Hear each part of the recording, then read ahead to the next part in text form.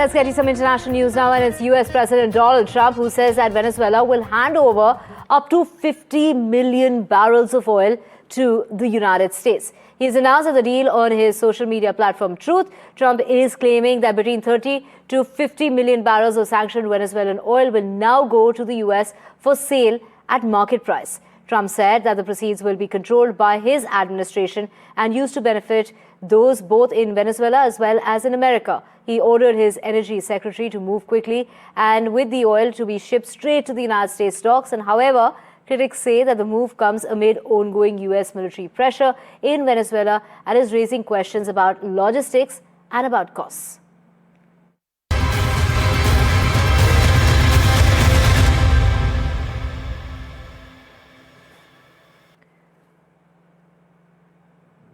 And staying with news of the US President Donald Trump, he has now characterized the weekend strikes on Venezuela's capital as amazing and brilliant. In his address, he went on to say that it was a complex operation to capture Venezuela in which a lot of people were killed. Meanwhile, in a dance video of Maduro going viral, it is Trump who said that the deposed Venezuelan president tries to imitate his dance and that Maduro has killed millions of people.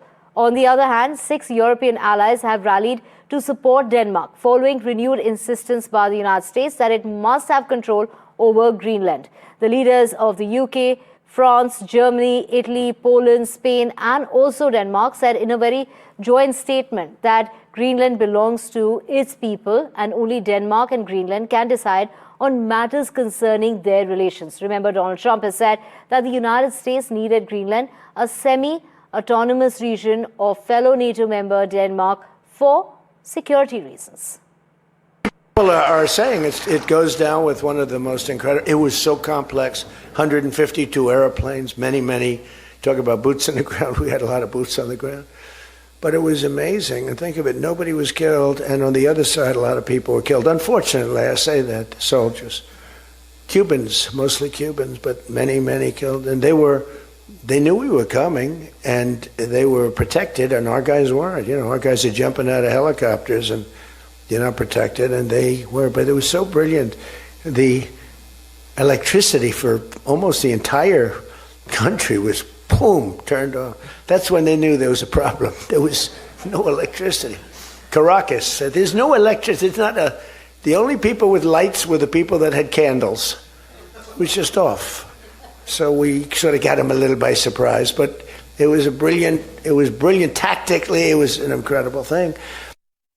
They've been after this guy for years and years and years.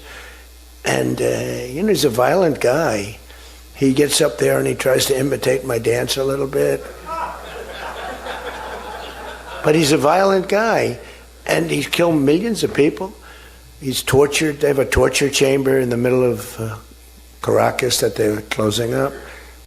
Looks like what President Donald Trump is describing is the transfer of oil that already exists in Venezuela. This is not new oil that will be produced, but oil that Venezuela already has. And he's saying that it's going to be brought to the United States. And this really leaves a lot of questions. The international transfer of this amount of oil, who has the rights to this oil? Traditionally, it would be owned by the state oil company of Venezuela. And also selling this kind of oil, which is heavy crude, is what Venezuela mostly produces, is not easy. This kind of oil requires a lot of refining, and that refining is also very expensive.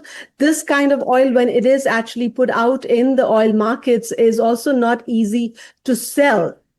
So it doesn't really translate necessarily into quick gains for consumers or governments. And really with this post, it is actually leaving more questions than answers on how all this is actually going to work out.